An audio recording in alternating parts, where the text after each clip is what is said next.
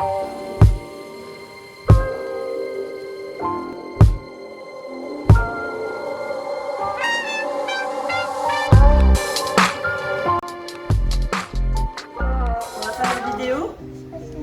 va faire la vidéo? D'accord. Salut les gars, j'espère que vous allez bien. Nous ça va pas trop mal, il fait 30 degrés tous les jours donc... Ah, la vie est dure, mais la vie est vraiment dure. Non, trêve de plaisanterie. Je vous fais cette petite vidéo parce que ça fait 3 semaines qu'on est là. Oui, 3 semaines et je n'ai pas fait de vidéo. J'ai pas fait de vidéo parce que j'ai perdu ma caméra entre deux et que j'étais un peu vraiment dégoûtée et puis de me dire de filmer avec ce portable ça fait pas du tout une bonne qualité et puis ça bouge dans tous les sens, après je regarde le résultat, voilà je me dis ça va être galère à regarder, c'est pas agréable. Oui, hein, petite poche. Donc voilà, mais bon, j'ai décidé que j'allais acheter un stabilisateur et pas racheter une caméra parce que c'est super cher. Et aussi, c'est que ici, j'en ai pas vu. Dans la prochaine ville, on va aller, donc la première, Bucaramanga. Là-bas, peut-être qu'il y a, c'est une grande ville, mais enfin voilà quoi. Step by step, je vais déjà commencer comme ça. Donc, vous me direz si les vidéos sont recevables ou pas. Alors, je commence par le début. On fait comment? Je commence par la fin? Par le début, hein, c'est mieux. Alors nous, on vient de Suisse, du canton de Vaud. La vie n'y était pas trop mal, mais les envies de liberté nous ont envahis. Non, voilà, on a eu tous les deux avec Steve des envies d'être propriétaires et puis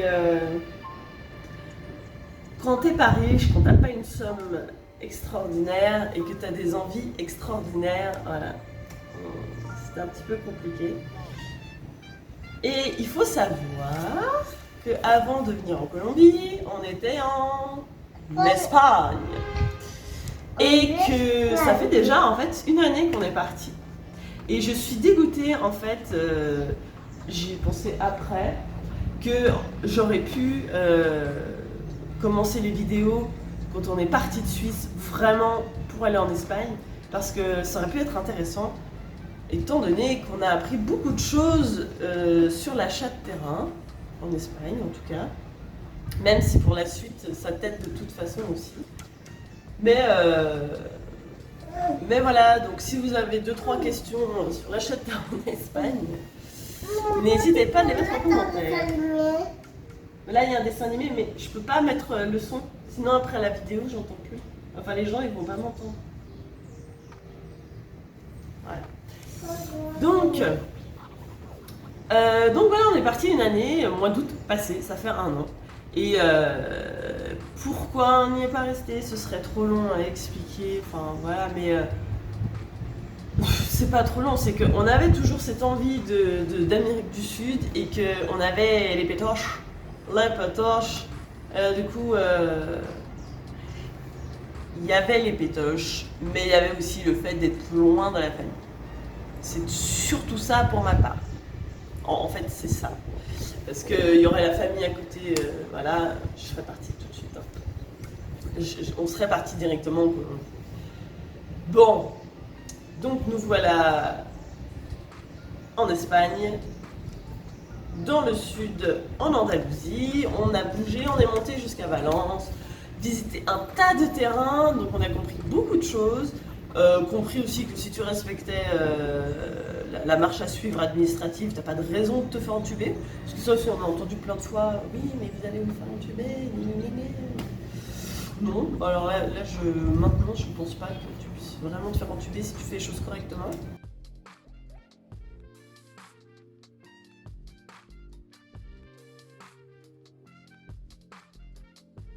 Bref, on est resté 6, 7, 8 mois à peu près. Enfin, moi je suis restée un peu moins parce que du coup on est revenu en Suisse à un moment donné parce qu'on s'est dit bah l'Espagne c'est mort. Et un petit peu dégoûté. Enfin voilà, donc on s'est dit il faut refaire le point. On est revenu en Suisse, j'ai pris un Airbnb, qu'on a payé la peau des fesses, ah, ça je peux vous le dire, et j'ai réinscrit Nora à l'école. Donc elle a refait quelques mois d'école, enfin jusqu'au mois de juillet, jusqu'à la fin. Donc c'est bien, elle s'est refait des copines, le quartier était sympa, tout. Les profs aussi, enfin en Suisse honnêtement, les profs sont assez cool, tu peux toujours tomber sur un connard, hein, c'est pas parfait non plus. Et il y a toujours plein d'activités pour les enfants, là t'as rien à dire. T'as rien à dire. Quand t'arrives ici, il y a zéro parc, pas d'activité pour les enfants sauf payante. Voilà, il y a du bon, du mauvais partout. C'est à toi de faire un choix de ce que tu préfères. De toute façon, quand t'as ta maison, t'as tes connaissances et tout ça, au bout d'un moment, bah, voilà, tu te feras tes activités autrement. Donc nous voilà en Suisse, on passe ces quelques mois, on médite et puis là on se dit vas-y c'est bon, on part quoi. Ça sert à rien de se forcer et d'être pas sûr. Et aussi on a vu qu'on ne pouvait pas faire l'école à la maison en Espagne, sauf si tu as un niveau scolaire très élevé, ce qui clairement n'est pas notre cas. Hein. Du coup ben voilà, il n'est pas... parce que... Vu qu'on pense à nos ronds, qu'on n'a pas envie de caler n'importe où et que si tu commences à monter une entreprise, à créer ta vie et tout ça et qu'à un moment donné il faut te tirer parce qu'il y a plein de choses qui ne vont pas, c'est-à-dire qu'on s'est dit que s'ils voulaient mettre ce Covid vaccin à l'école, si, mais en même temps c'est prendre tellement de risques de mettre tout ton argent dans un terrain, de construire ton bise et tout ça et de te dire merde, mes enfants pourront pas aller à l'école parce qu'ils vont être vaccinés. Et là, je te retrouve con. Donc voilà, en fait, on aurait pu faire l'école à la maison, peut-être qu'on serait resté là-bas, je ne sais pas. Je ne sais pas. Mais on ne voulait pas prendre ce risque-là. Étant donné qu'en Europe, ça va plein pot, ça nous a fait peur. Et en même temps, bah, tant mieux, parce que ça nous a poussé à nous casser. Alors maintenant, bah, on a pris notre billet et au mois d'août, on est reparti pour de plus belle en Colombie. Quoi? Quoi?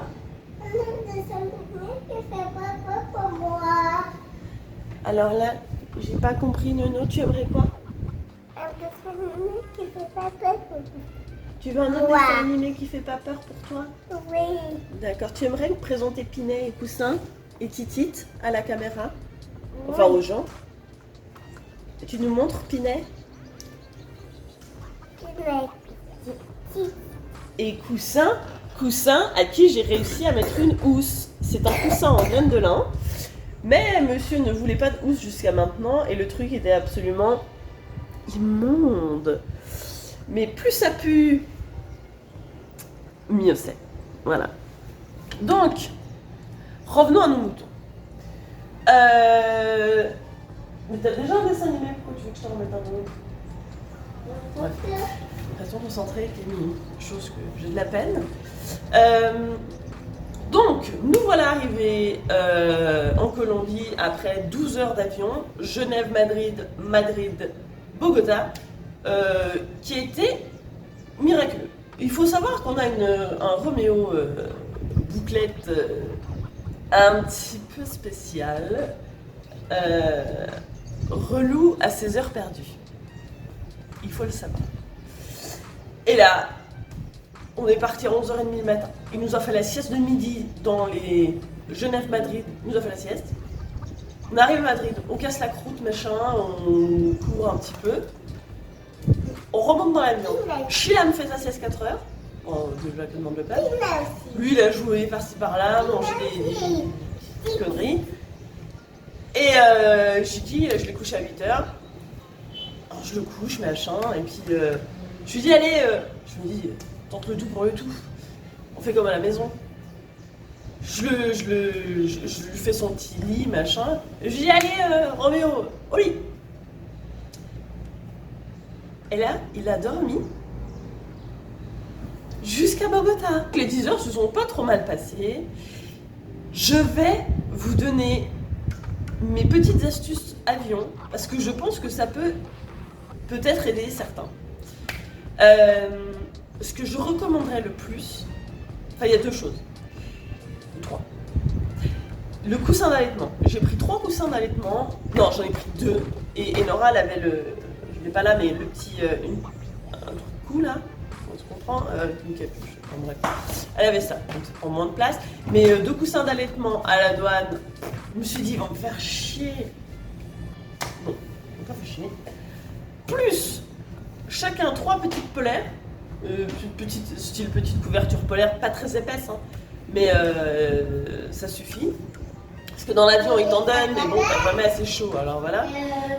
Donc, coussin d'allaitement, petite couverture, et le truc de ouf que tant mieux que j'ai fait.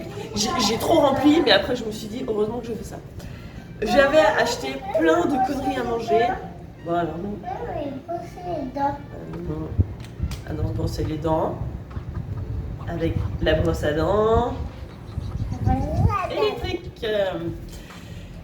J'avais pris un sac en tissu et j'avais mis plein de conneries. Des barres de céréales, sans sucre, créer tout le truc là. Ajouter, pardon, sans sucre ajouter. Des petites pâtes de fruits. Enfin bref, que des petites choses à grignoter. Et dans l'avion, en fait, ils ont servi les repas, tout ça. Si, ils ont mangé aussi des conneries. Parce que c'est vrai que pour tenir, genre, quand l'avion décolle, et que là, t'as pas à manger, puis que lui, il veut pas rester assis. Chose qui n'est pas arrivée. Quoi? Ah, ça t'a bien servi. Donc, nous voilà, Bogota, dans l'hôtel Casa de la Vega, dans le quartier de la Candelaria. Au moins, vous savez, celui-là, c'est propre, les gars, super sympa, hôtel colonial. On a payé 200 balles pour 4 jours, peut-être un peu cher pour le pays. Mais bon, au moins, on était sûr d'où on arrivait, et puis avec les enfants, et voilà. Et quand tu sais rien, enfin voilà, tu sais pas où t'arrives, tu connais pas. Au moins, un collègue a été là. En fait, c'est parce que moi, je loupe des étapes, en fait. Vous êtes obligé de comprendre ce que j'ai dit. Sans que je vous le dise. Un copain était là-bas, il nous a dit c'est super, machin. On s'est dit ok, vas-y pour 4 jours. Au moins t'es sûr d'où t'arrives, du quartier. Et voilà, c'était surtout ça. Donc on a resté 4 jours. Et là, on a dit on va pas prendre l'avion pour aller à Saint-Gil, parce qu'on voulait aller à Saint-Gil. Pourquoi Saint-Gil? Parce que le département de Santander, d'où fait partie Saint-Gil, était potentiellement intéressant pour l'État. Ce qui se confirme parce que ça a l'air assez safe d'après ce que les gens nous disent. Et ici c'est tranquille. C'est pas, je pense que ça ressemble pas du tout au côté mer où c'est plus excité. Enfin c'est ce qu'ils nous disent. Hein. Là c'est plus tranquille. Donc après à nous de faire un choix une fois qu'on aura fait notre périple. Donc ça fait 3 semaines qu'on est là, j'ai pas fait les vidéos parce que c'était trop compliqué. Et voilà, pour venir ici, je vous ai dit on n'a pas pris un avion, on a pris déjà l'avion Steve a la phobie, donc je suis heureuse qu'il soit déjà monté dans cet avion pour venir jusqu'en Colombie parce que c'était pas gagné. Et on a pris de nouveau un taxi minibus. Le gars, 10 heures de voiture, 200 balles. Donc pour moi c'est correct. Hein. Tu fais quoi? Qu'est-ce qu'il y a? Bah viens vers moi. Viens. Je crois qu'il s'est tapé. Donc on a fait le trajet, on est arrivé à Saint-Gil, ça fait 3 semaines, on a pris un Airbnb qui est bien. Quand je vous dis qu'il fait connerie sur connerie, t'as fait quoi, Nono? C'est quoi? Mais t'as tapé quoi? C'est un œuf, il est pas cuit. Il est pas cuit, il faut les cuire, Nono. Oh. Ah mais je vous ai dit, hein, il est ouf. C'est connerie sur connerie. J'arrive pas à suivre. Putain, j'arrive pas à suivre. Je fais comment? J'en ai marre. Je peux pas le mettre sur pause. Hein. C'est pour ça que je dis fatigant. Je ne peux pas le mettre sur pause. C'est horrible, hein, on n'est pas très télé et tout ça. Hein. Bon, c'est le bordel, hein, regardez pas. Mais le truc, c'est que tu dis, si tu te regardes un petit film, machin, si t'as besoin de faire quelque chose, tu te dis au moins tu peux faire. Il s'en fout des dessins animés. Je pense que vous avez bien vu que ça fait. Il a pas regardé quoi. Il se pose 2 minutes et puis après, ben, il retrouve une belle connerie à faire. Bon. Non, voilà, c'est un gamin qui a de la ressource. Hein. Voilà, si vous cherchez des crasses à faire à des gens, je pense que lui il peut vous aider. Alors, ce qu'on va faire, c'est que je vais lui mettre. Attends, je vais lui mettre du son.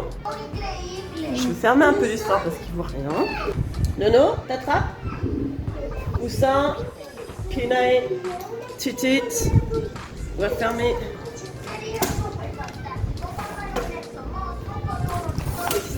Fermer ses toilettes aussi, parce que c'est pas le sujet. Je te laisse un petit moment.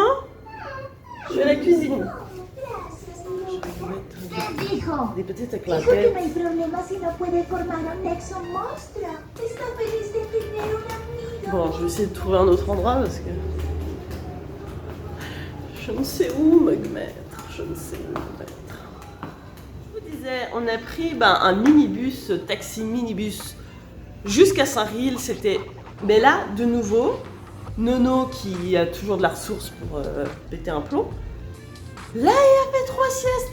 3 siestes dans la voiture, il a rien dit. Alors, ici, il n'y a pas de siège bébé, hein. Non, il n'y a pas.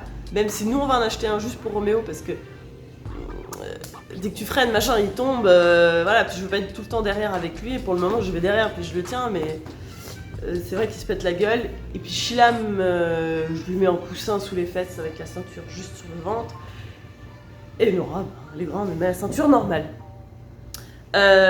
Du coup, il a trafiqué dans la voiture, mais enfin bref, merveilleux aussi. On a pris un Airbnb qui était très cher, beaucoup trop cher pour ce que c'est. Donc nous voilà à Saint-Riel, plein de choses à faire, du sol élastique, du canyoning, moult chutes d'eau, Juan Curi et tutti quanti.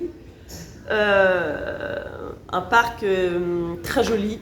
Un parc General, excusez-moi, je dis ça atrocement. C'est la jungle avec une piscine au milieu, des bars, pas des bars, un petit bistrot, voilà, il n'y a pas foule, hein, la méga musique, et voilà. Un petit parc de jeux où il n'y a jamais d'enfants. Donc en fait, ce qui est compliqué, c'est que si tu veux que tes enfants voient avec des enfants, ce qui est notre cas en fait, c'est ça qui est un petit peu emmerdant, c'est qu'il faut aller sur la place centrale de la ville. Et là, il n'y a pas de jeu, mais c'est là que tu peux potentiellement retrouver des enfants. Donc pour Enora, c'est compliqué, parce que les enfants de son âge, il n'y en a pas... Enfin, pour créer un contact, il n'y a pas vraiment de lieu, quoi. Ou en tout cas pas pour nous, pour le moment. Ce serait l'école, mais voilà, on n'y est pas. Il faut savoir que c'est moi qui vais lui faire l'école jusqu'à... J'ai pris tout ce qu'il faut, des bouquins, des machins. Et ça aussi, je vous ferai une vidéo sur comment je vais m'en sortir scolairement avec elle. Enfin, comment je vais faire scolairement avec elle. Donc voilà. Et voilà, je pense que j'aurai peut-être pas le temps de vous refaire une visite de Saint-Riel. J'en sais rien. Si j'y arrive, ou vous faire un pack de tout ce que j'ai déjà filmé. Et voilà. Donc nous avons acheté une voiture Mazda VT50, si je ne me trompe pas. Ouais, Mazda VT50. Pick-up. Alors là, je me sens paysanne. Là, j'ai l'impression d'être d'ici, d'avoir mon champ déjà, la totale. Ici, tout le monde a un pick-up. Enfin, tout le monde. On se comprend. Pas tout le monde. À Saint-Riel, il y a du pognon. Donc il y a de très jolies voitures.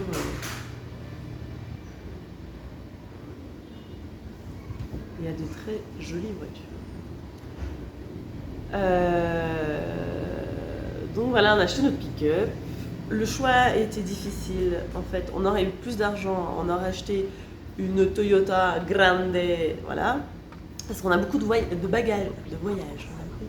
On a beaucoup de voyages et beaucoup de bagages.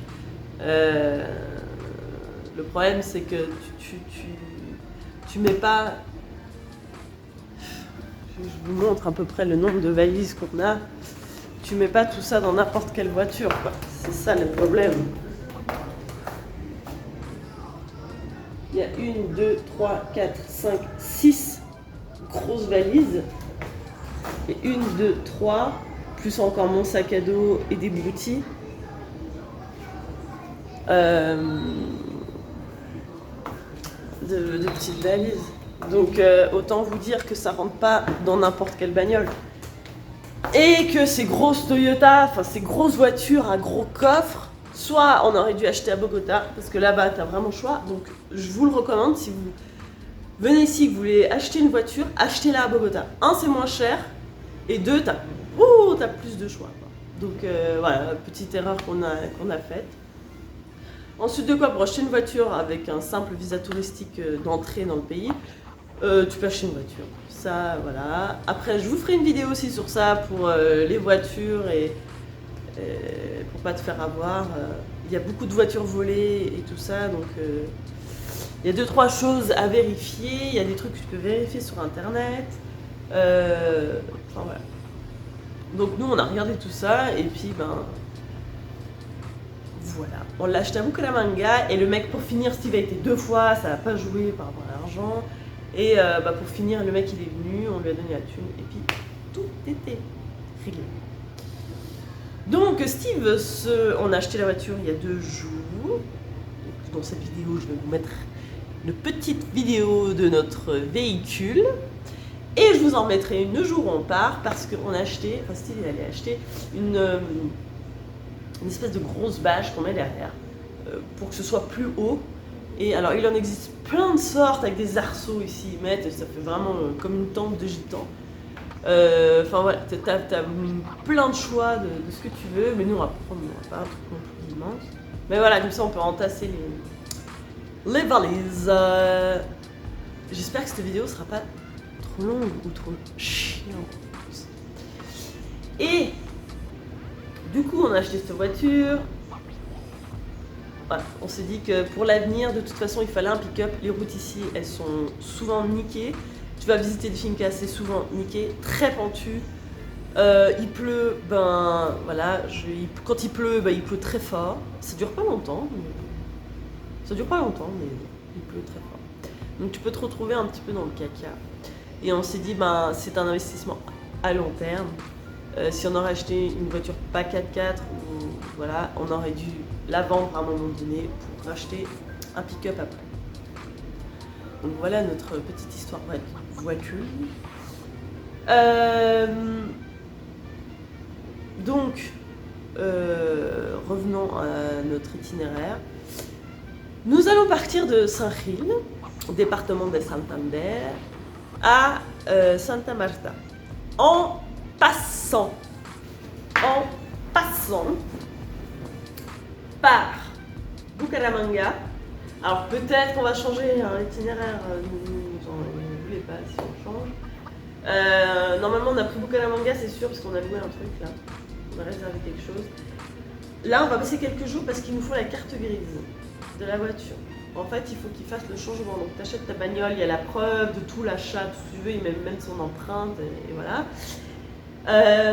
Mais la carte grise, vu que nous, la carte grise est faite avec un numéro de passeport et pas un numéro de cédula, un numéro de, comme en Espagne le NIE, si vous voulez, un numéro qui te correspond, et ben vu qu'il y a des lettres sur le passeport, et ben ça rentre pas dans le système. Donc ils sont obligés de l'envoyer à Bogota et voilà. Donc on va rester à Bucaramanga jusqu'à qu'on reçoive cette carte grise parce que je pense que honnêtement on n'a pas le droit de rouler sans la carte grise. Je dis ça, je dirais. Donc voilà, on va rester à Bucaramanga. Ensuite on va monter direction Rio Negro, Oxana. Non, je me trompe toujours. Ocana. Je sais pas, un truc comme ça. Et hop, bim, on va monter dans la montagne et ça s'appelle Playa de Belén. Il y a partout sur internet, dans l'île de la Colombie, il faut aller voir. On a réservé aussi un petit hôtel là-bas. Et deux jours, je pense qu'on va... Alors là, ça nous fait un petit détour, mais on veut quand même voir des choses si nos enfants nous le permettent. Playa de Belén, donc on redescendra et on remonte. Je crois que c'est des routes assez plates et assez simples, donc ça va aller relativement vite normalement, on verra. Soit on s'arrête entre deux, j'ai déjà prévu des haltes dans des petits bleds, je vous dis même pas les noms parce que ça se trouve on va même pas s'arrêter puis il n'y a rien de ouf.